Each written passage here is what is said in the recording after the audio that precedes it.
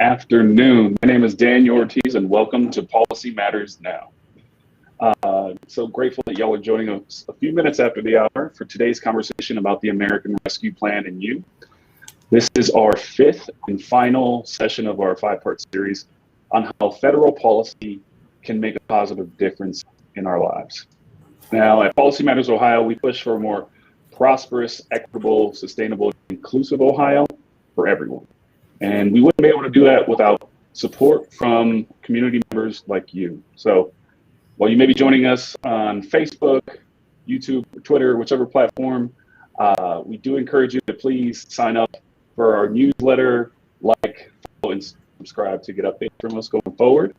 And for today's conversation, we invite you to ask questions throughout the live stream. Now, we may respond to you with a direct response or a comment.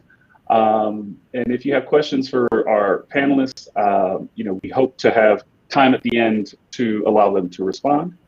But again, just thank you so much for joining us. Today, we're going to talk about specifically how the American Rescue Plan impacts essential workers. So for that, we have an amazing panel of experts.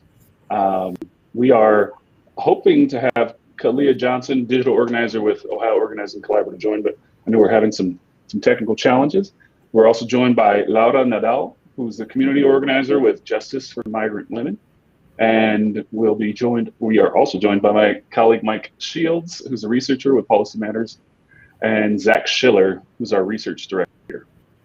Unfortunately, our friend Brendan Grayson with the Cincinnati Interfaith Worker Center, who had hoped to join us, is attending to some important family matters and sends his regrets. But, we are excited to jump in and to have a conversation.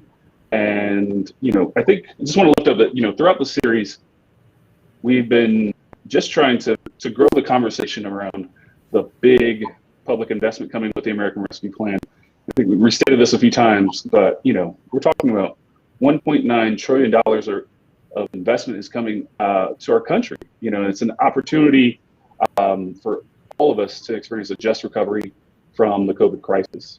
And overall in Ohio, we are getting $12 billion. The state government is going to get approximately $5.4 billion, and $6.6 billion will be distributed to cities and counties. My colleagues here at Policy Matters have researched and written about how the rescue plan and what we want to, for these resources to do to help people recover.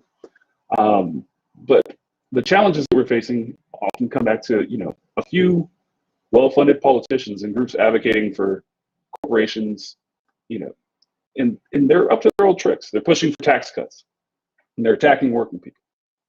And they're repeating old stories of who deserves these dollars and glossing over the challenges and uncertainty that many working people are facing.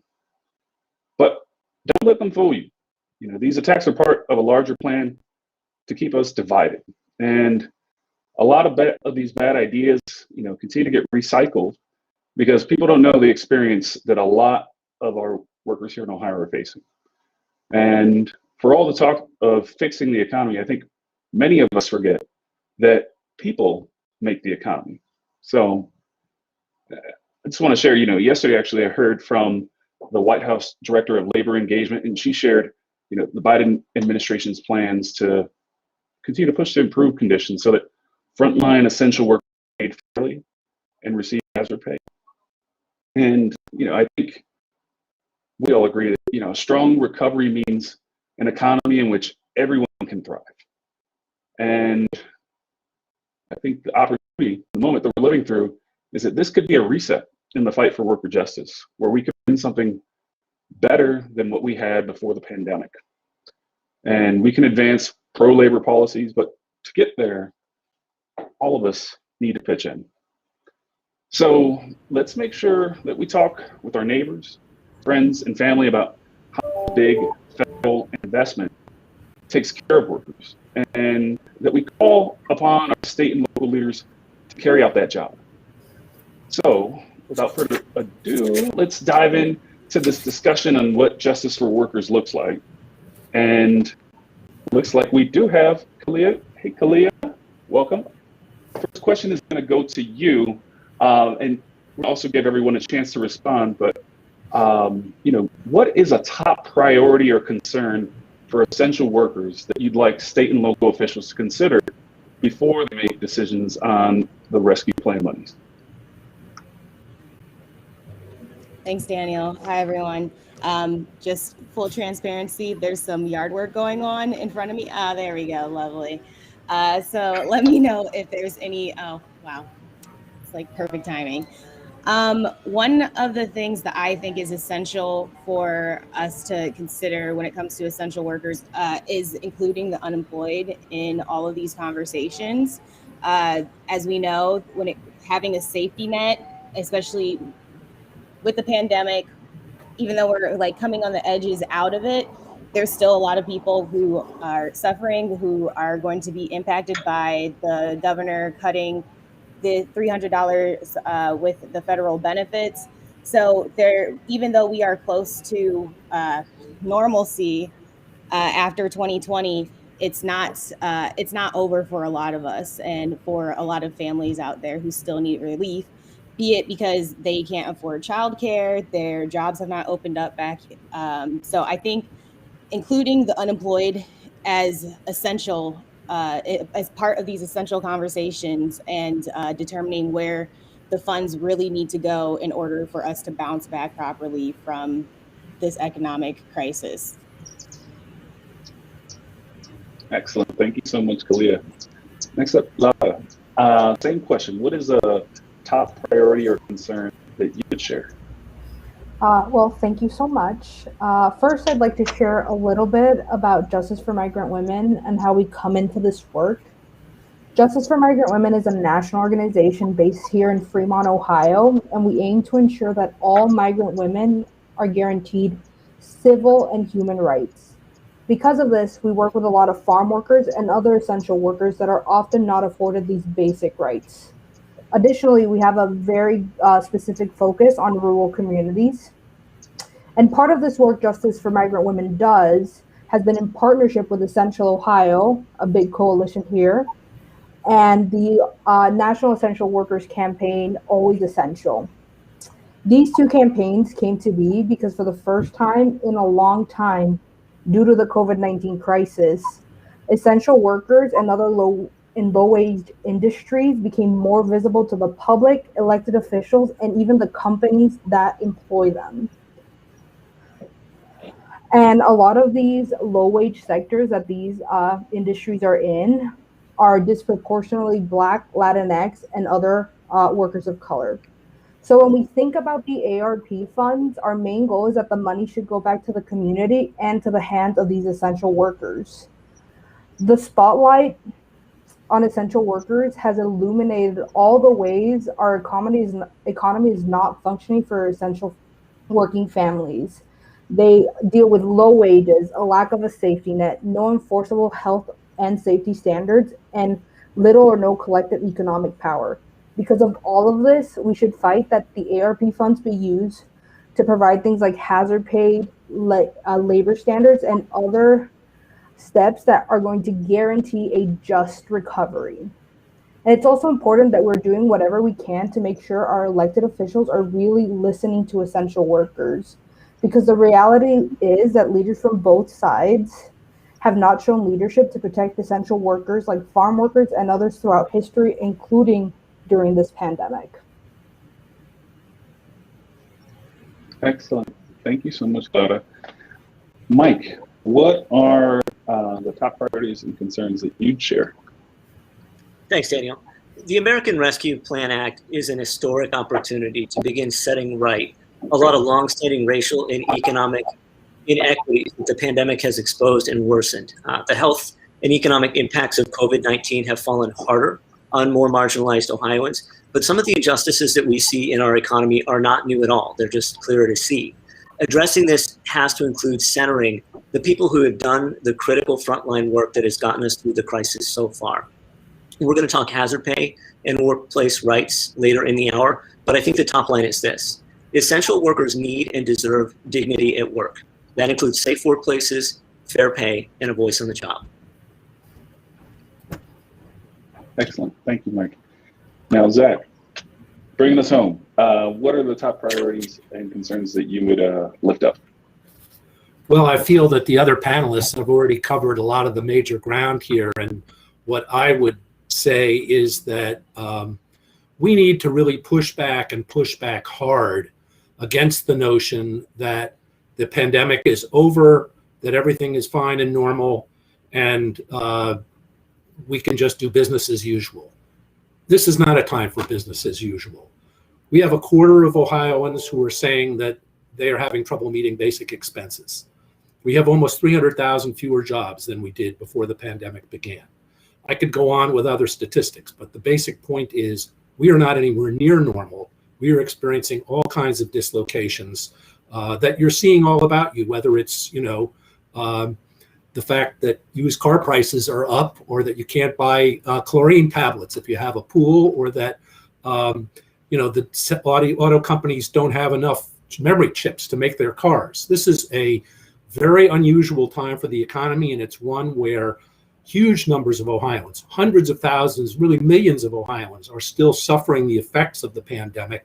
We've got to make sure that the ARPA money is used in a way, as the other panelists have already said, that goes first and foremost to meet their needs and to create a better framework for our economy and for Ohioans going forward. No, thanks for that, Zach. I agree. We are not quite there yet. And I would also just lift back up, the way in which, so much of the conversation is really being drowned out by all these voices from the business community driving the narratives that we're seeing in the media. And I would hope that we continue to see more of a process on engaging workers and worker voices and centering that as we continue to move forward for a just recovery. And with that, let's dive into this conversation. I know that we touched base a little bit on this, but in talking about essential workers and hazard pay, I'd like to maybe first start off with Laura. We heard about essential workers early in this pandemic, and I guess, is this essential worker concept, is that still relevant? Of course, COVID-19 taught us just how much we all depend on essential workers. They kept our grocery stock, they took care of us when we were sick, and cared for our children so we could go back to work. But as previously mentioned, a lot of these industries are extremely underpaid and undervalued. And although we are nearing a post-COVID-19 crisis here in the United States, it is important to keep fighting for essential workers so that they have safe workplaces, a voice on the job, fair pay, healthcare, and a lot more. We also need to remember that as vaccination rates are rising here in the US, a lot of essential workers are still facing workplace and health safety risks, both because of COVID and other lack of protections. As an example, the CDC lifted their mask mandate for vaccinated people, but there's no real way to enforce that unvaccinated people are wearing masks. So how do we keep protecting workers if our government is failing us in those certain ways? And another example, farm workers here in Ohio lack basic things like a hand washing station.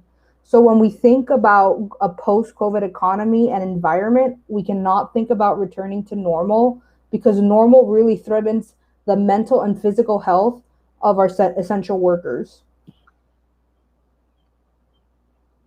Awesome. Thank you for that. Now, kicking it over to Mike. Mike, some states and cities have started to provide hazard pay for certain essential workers. What does the American Rescue Plan Act allow for, and what should Ohio prioritize in that regard?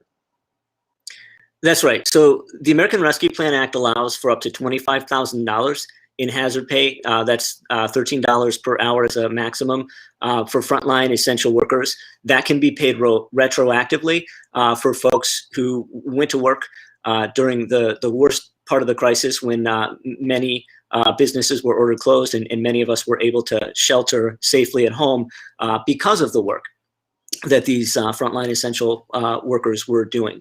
At least 6 states and a number of local governments have passed hazard pay for their essential workers. Typically, they're paying around $1,200. That would be a great start. It's basically an additional stimulus check. Now, some of the states that have paid hazard pay so far did so out of unallocated CARES Act money that they already got previously. and many of them are now looking at doing additional payments. Ohio should follow the lead of those states. They include Pennsylvania, Michigan, Virginia. Ohio should pay at least $1,200. Local governments that have ARPA funds directed to themselves as well can also make payments. And those hazard pay payments should go first to the frontline workers who are most in need of them. The American Rescue Plan requires that if governments want to pay hazard pay to folks who make more than 150% of the average wage for their state, that they have to submit special requests to do so. So the money is really meant to go to the folks who were doing the work that we absolutely depended on at risk to themselves and their families, and to those who are not being adequately paid for it. That's where it should go. Thanks for that, Mike. Back to you, Laura. So with Essential Ohio, y'all are leading, I think, some fantastic work to center Ohioans in the recovery. If you could maybe just tell people who are watching more about the work that you're doing there and how people can get involved. Of course. So throughout the COVID-19 pandemic, Essential Ohio and other local and national organizations across the country have been advocating for what we call the Essential Worker Bill of Rights that was introduced by Senator Warren and Rep. Khanna. And they have been working across sectors to not only demand that all individuals who have been deemed as essential have protections during the pandemic, but that a post-COVID economy and society is one that values all workers and the rights they have reflected. So Essential Ohio worked on passing 4 resolutions in Ohio cities, Toledo, Columbus, Dayton, and Lakewood. And we are working to pass more, but these cities are our first targets in advocating for using the ARPA money for hazard pay. Some other pieces that the Essential Worker Bill of Rights include is paid leave, affordable childcare, healthcare, and other health and safety protections at work. And also we are fighting for a path to citizenship. So here in Ohio, people can get involved by contacting your local mayors, city council members, and your county commissioners, and call them and tell them that you want the ARPA money to be used to help essential workers through hazard pay and other things. Additionally, on the citizenship front, there are 3 different bills in the Senate for citizenship for a large swath of the country, but specifically there's the Citizenship for Essential Workers Act. Here you can call your senators and ask them to pass this and fight for this bill in Congress. And also Essential Ohio will be hosting a town hall for this later in the month, so keep an eye out for that. And finally, I think it's very important that we keep in mind that the ARPA fund should be used to advocate for a just recovery. And we need to fight as hard as we can to make sure we repay the people that protected us so hard during this pandemic. Awesome. Thank you so much. And as a resident of Lakewood, thank you for your work on passing that ordinance and for all the great work that y'all are doing. So to switch it up a little bit, I guess, Mike, in this discussion, I think, we've had many, conversations about what this means for job quality standards. I know that you talked with advocates in Cincinnati who proposed 2 different ordinances on, that would use some portion of the American Rescue Plan Act dollars to protect working people's rights on the job. Could you tell us a little bit more about those?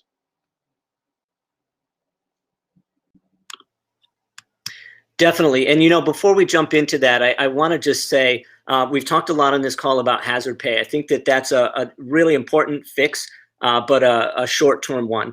Many of the folks that we've relied on the most to get us through this crisis are among Ohio's lowest paid. And we really need a permanent fix for that. I found in a report this spring that passing a $15 minimum wage in Ohio by 2026 would benefit some 1.6 million Ohioans. So that's something that we really need to start thinking about.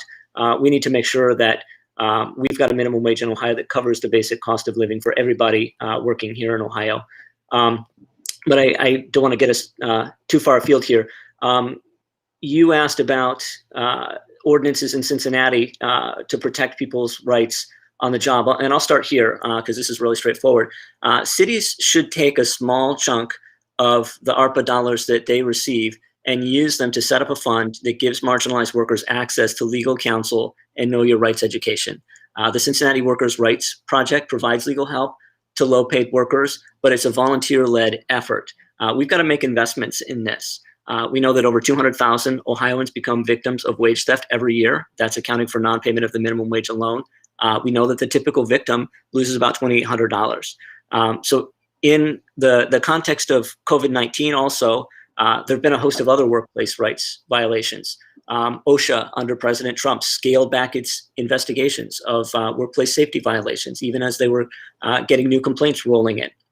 So the CWRP has proposed that Cincinnati take $2 million out of its $280 million that the city will receive, so that's less than 1%, and use it to fund legal services and education for low-paid workers. All Ohio's major cities will be getting substantial sums of money like this. Cleveland's going to get $512 million. So using even 1% would enable cities to create an endowment to protect workers on the job.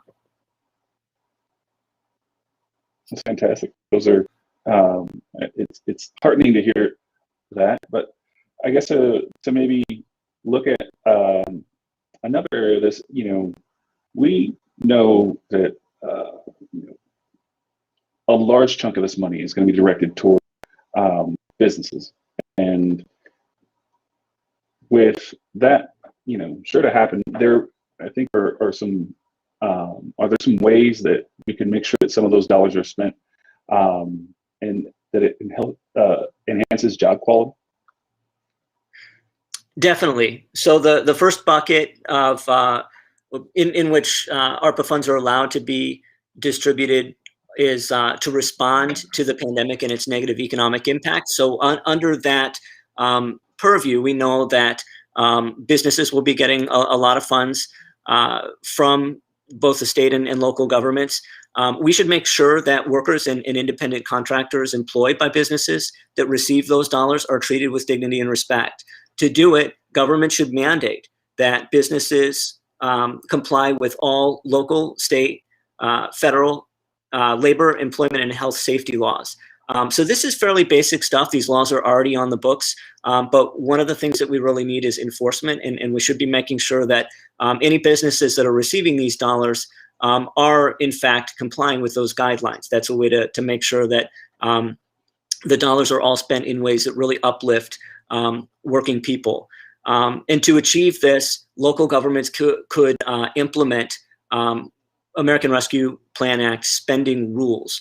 So those should include clear requirements that employers are meeting existing labor law standards.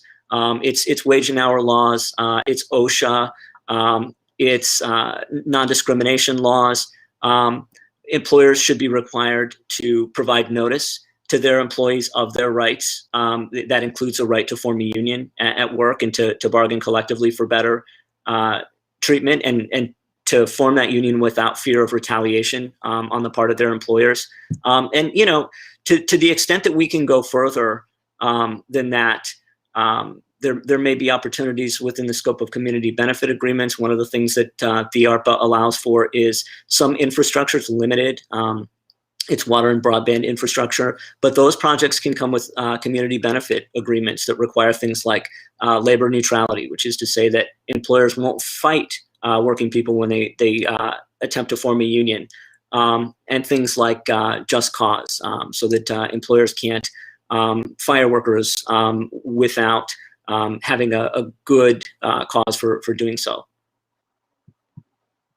And that's excellent to hear. Now, just a reminder for folks who are watching, please do add any questions or comments in the chat. We will be monitoring that and hopefully answering any of your questions at the end of the call. But diving right into this other part of the conversation in terms of worker support and unemployment compensation. First question would go to Zach. When we look at what the American Rescue Plan Act does provide, what does it mean? What does it provide for unemployment compensation, and are all of the benefits of the Rescue Plan Act available in Ohio? Well, thanks for asking about that, Daniel. There are three principal things that the Rescue Plan Act does when it comes to unemployment compensation. Three programs, especially, that have wide use in Ohio and around the country. It's a bit of an alphabet soup to try and remember them all, but one of them is called Pandemic Unemployment Assistance. And this PUA program is for people who don't ordinarily qualify for unemployment. For people, it includes gig workers, Uber drivers, but it also includes many low-wage Ohioans who wouldn't ordinarily qualify. For instance, if you were a restaurant worker who was laid off, was making the minimum wage and working as much as 30 hours a week, you would not qualify for regular unemployment in Ohio, but you will qualify for PUA. And so again, I think that's further exposed how we need an unemployment insurance system that covers low-wage workers, as PUA does. And we have currently 150,000 Ohioans receiving PUA benefits. The second program is called the Pandemic Emergency Unemployment Compensation. And what that does is it extends the number of weeks that you can receive benefits. So normally in Ohio, as in most states, you're eligible for up to 26 weeks of unemployment benefits.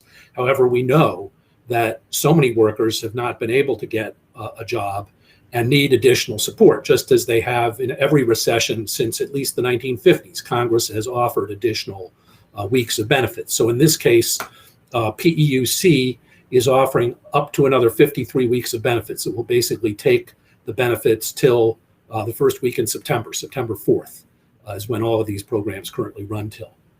The third one, which is now unfortunately the exception to that, is called Pandemic Unemployment Compensation. And that's the one which is the additional $300 a week that basically almost anybody on unemployment has been receiving in Ohio and around the country. There are therefore almost 300,000 Ohioans who have been getting this $300 a week. And unfortunately, our governor saw fit to terminate this. And so as of June 26th, that benefit will be cut off. And that is really bad news. I think we're going to talk about it a little bit more, but because there are also some things you can do to try and fight that.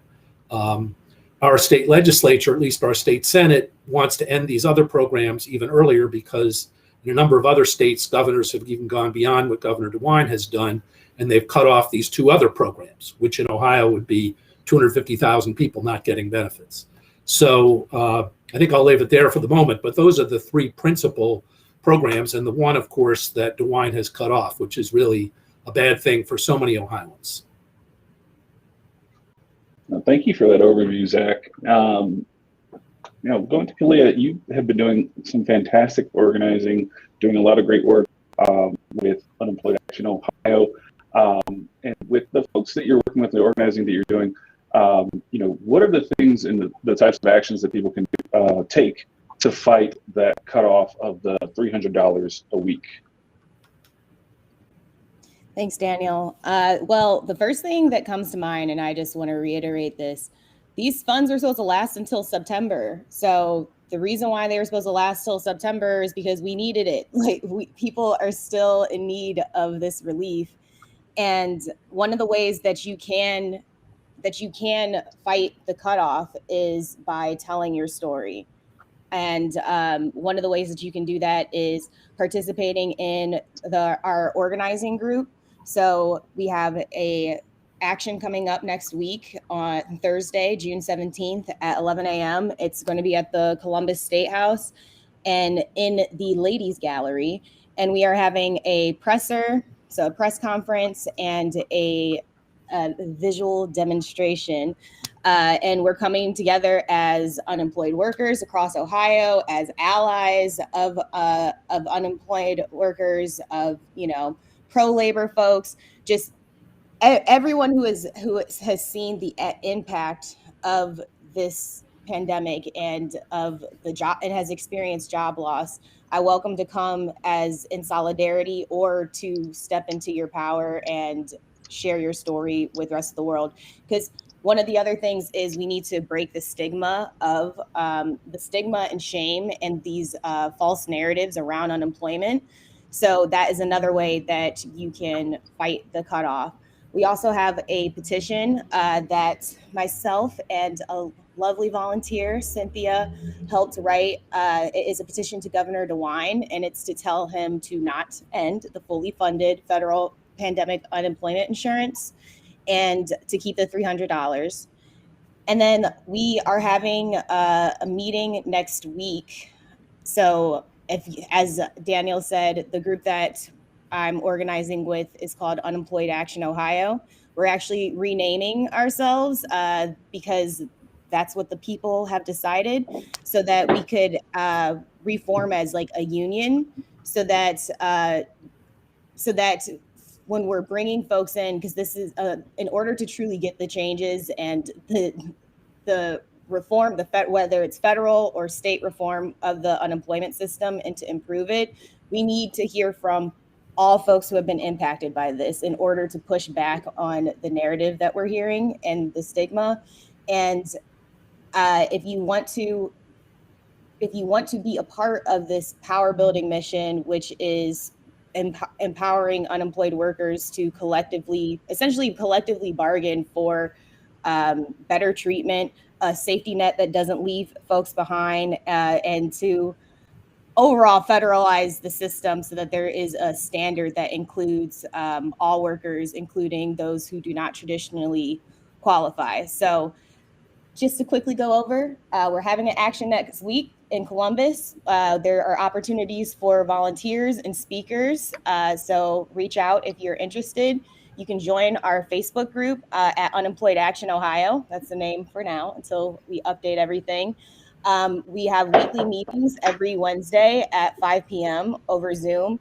So if you want to be part of the strategy, the planning, figuring out what is the overarching next moves past this $300 fight, because it's not over with just this $300, you can participate that way. And of course, signing and amplifying our petition to Governor DeWine to not end this fully funded relief. Awesome. Those are some fantastic action steps. And for folks watching, you should be able to find those links in the comments or the chat. And definitely, make sure that we all show up. 1 week from today, is June 17th. So make sure to show up in solidarity. I guess the question to both Kalia and Zach, and maybe going to Zach first, is, with this cut, what does this cut of, off of the $300 mean for Ohio's economy? And maybe just tell a little bit more on why the Rescue Act provisions are so important. Well, I think, as cruel as this reduction is to families, and it is, one of the other purposes of unemployment insurance, since it was founded in 1935 as part of the Social Security Act at that time, was first to provide aid to workers who are unemployed, to keep them and their families from becoming destitute so that they can, in fact, find new work. But then secondly, to provide a floor for purchasing power so that communities affected by unemployment, people are able to go out and go to the grocery store to buy what they need, or all of the other goods and services that are so important. And so one of the important purposes of unemployment compensation is to do just that, is to keep the economy going. And I think that to the degree that we saw a stronger economy last year than was feared a year ago, a huge part of that was all of the actions that the federal government took, including this greater unemployment insurance through all of these different programs to bolster the economy. In Ohio, we have received $20 billion in money from the federal government for unemployment insurance in the past year and some months. That's a phenomenal amount of money. And it doesn't just mean that it's helpful to the families. It means that Ohio businesses benefited to a gigantic degree from this. And conversely, when Governor DeWine cuts off this $300, that's going to be $1 billion that does not get spent in the state of Ohio. That means there are going to be businesses all over the state who do not get the same kind of demand, that cannot employ the same number of workers, that cannot pay all of their bills as well, because they're not seeing the demand that they would get. We've taken that $1 billion and just flushed it down the toilet. And instead of helping Ohio businesses, which this would do, they're thumbing their nose at Ohio businesses. So this is not something that's going to help Ohio business. This is going to hurt Ohio business. And in the sense that they aren't going to be getting that spending. And that's another important element in why unemployment insurance is such a bulwark and such an important part of allowing us to be a modern economy.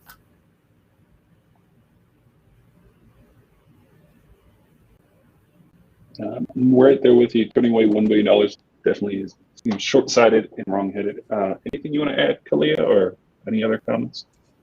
Yeah, I would just say when it comes to the economy, we are the economy. We saw in 2020, and when I say we, I mean Ohio's workforce, Ohio's unemployed workforce especially. So throughout 2020, we saw that the stimulus checks and all the other forms of relief were very much effective, not only in folks' lives, but for the economy because of how they were able to then spend that money to go back into Ohio.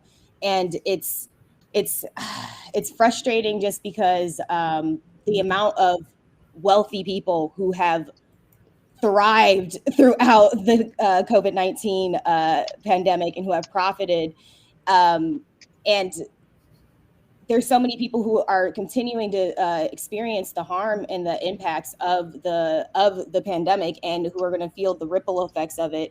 So to have this narrative that, that people don't want to go back to work, or that people are making more on unemployment than they are at their jobs. People want to go back to work, but they need this federal relief. And the fact that it is free and fully funded by the federal government, that's the people's money. So the people need their money. And the other thing that I will just throw out there is I know that Governor DeWine had suggested or encouraged that the federal relief went towards paying off employer taxes on unemployment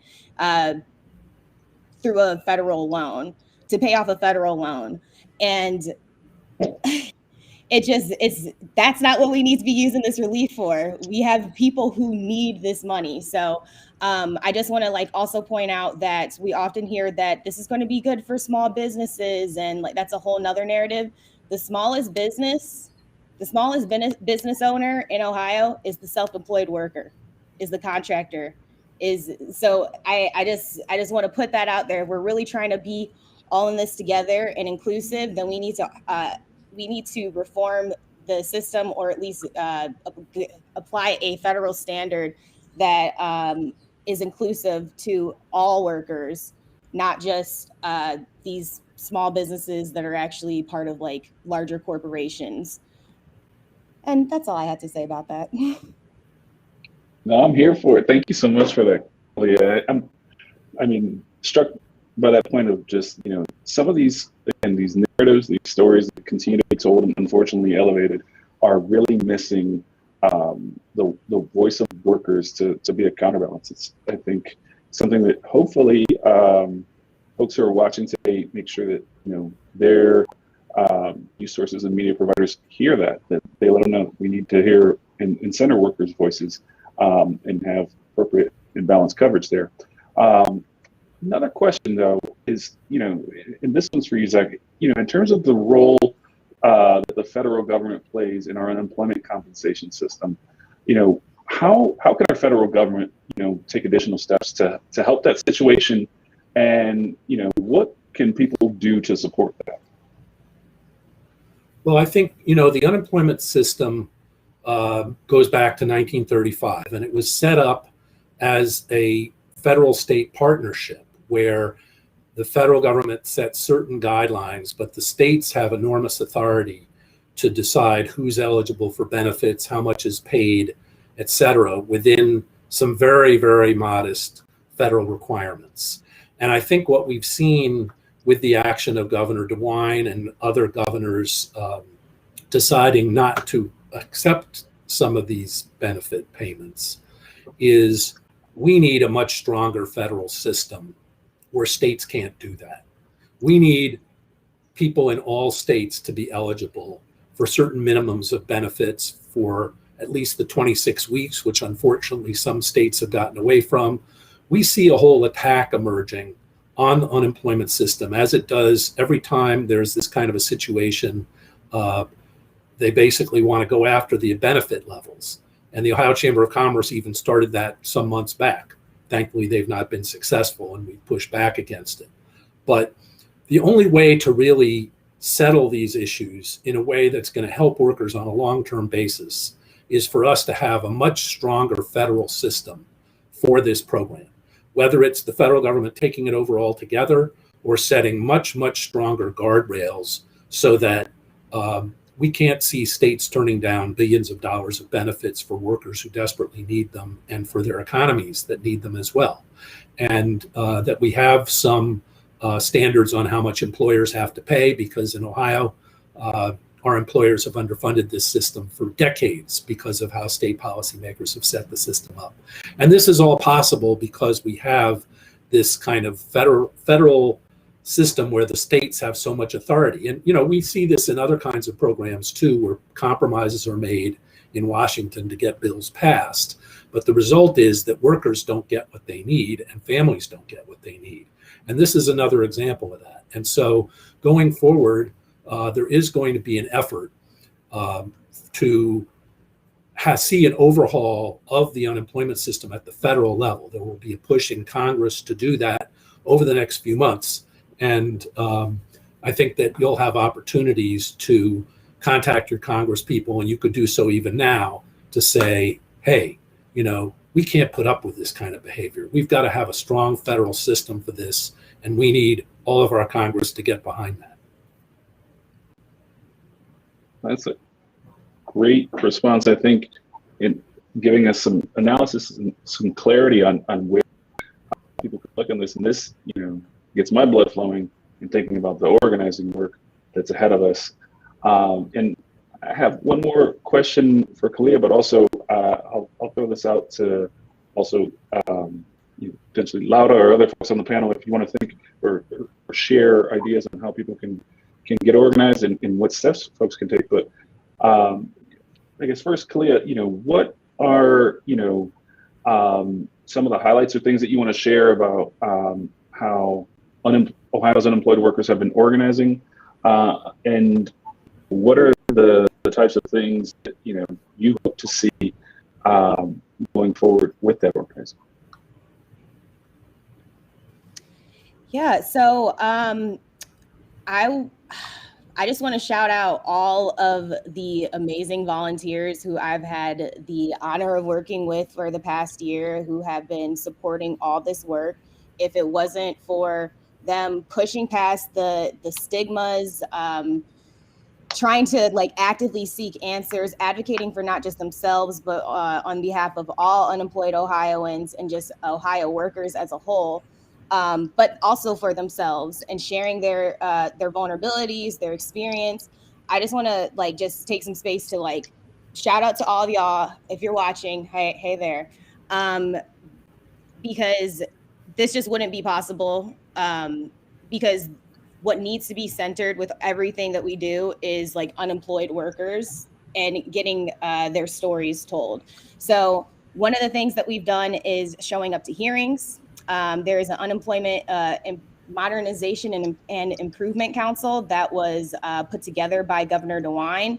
They have had a couple of public hearings where myself and a couple of volunteer leaders have come down and shared our stories face to face and let the people know, let the council members know that we have actual recommendations. So, and that leads me into the second thing that we've been doing is providing recommendations. So, of course, it's having community in a space to not just vent, but to process what's happening, especially with all of the hurdles, sometimes purposeful, but all of the hurdles that are there to when navigating the claims process, even just appeals, even if you can get that far to appeal with how the system is. But it's just very difficult navigating how Ohio's broken unemployment system. So one of the ways that people have also been showing up is coming to these volunteer meetings, because this is a lot.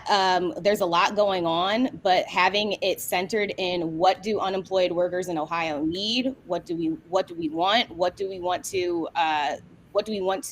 move towards in the future is something that just needs to be ever present in all of the conversations.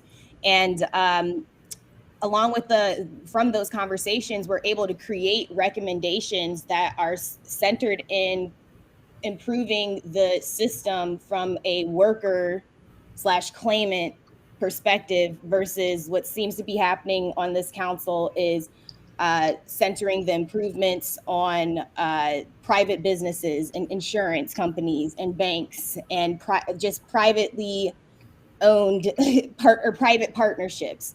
So I think that there needs to become a partnership of the public, we the people, we the public, we Ohio's workforce, and being a part of these conversations, making sure that as federal relief is coming, or as like these bills are being written, that we continue advocating for unemployment so that it doesn't get put on the back burner, because we spent all 2020 getting put on the back burner. We don't need to be spending 2021 like that. We're halfway through the year. We need to be bouncing back. So I would say share your story.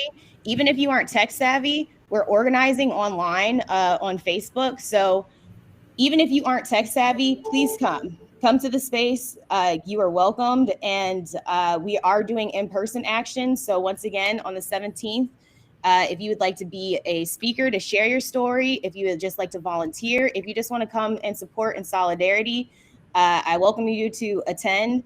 And the last thing that I'll mention before these birds go crazy in front of my window are for you to just, once again, step into your power and know that this isn't just about $300. This isn't just about, oh, like I need money, like money. It's not about like a number.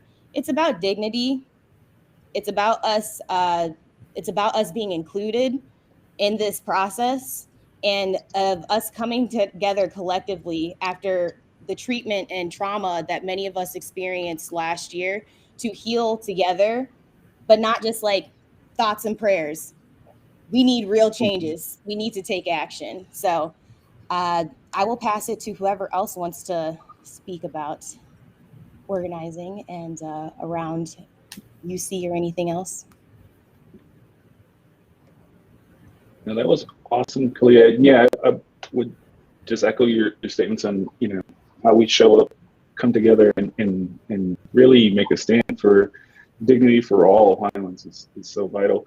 But any of our other panelists, especially, I think this is a big connected conversation in terms of, if you want to share anything about the organizing and the work that you're doing on just for workers and job quality, any other kind of remarks? Well, I would just like to reiterate what Kalia said. It's very important to share your story here. I encourage you all that if you can't go to the action that Kalia is doing, to call your local state congresspeople and senators and fight for this, because that's the most important thing. Even if you have to stay home because you're still nervous about the pandemic, you haven't been vaccinated or anything, you can still fight from home, and that's what's the important thing.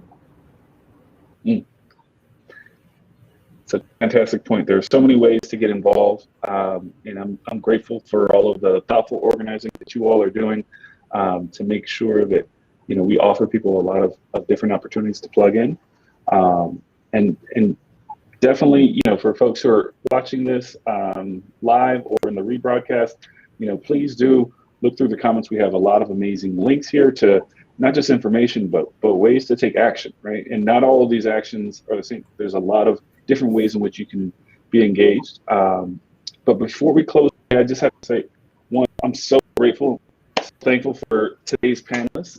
Y'all are amazing. And again, remember, if you're watching this before Thursday, June 17th, that there will be the unemployment action at the State House Thursday the 17th at 11 a.m. So please show up and show out. Also, at Policy Matters, we're working on advocating for a people's budget. We're going to have an action that you can join online on Monday, June 21st at 1 p.m. But again, please do sign up for our e-news, like, follow, and subscribe to our social media accounts for notifications on how to stay involved in Ohio's policy conversation going forward. And just thank you so much for watching Policy Matters Now. And remember, your voice matters. Thank you.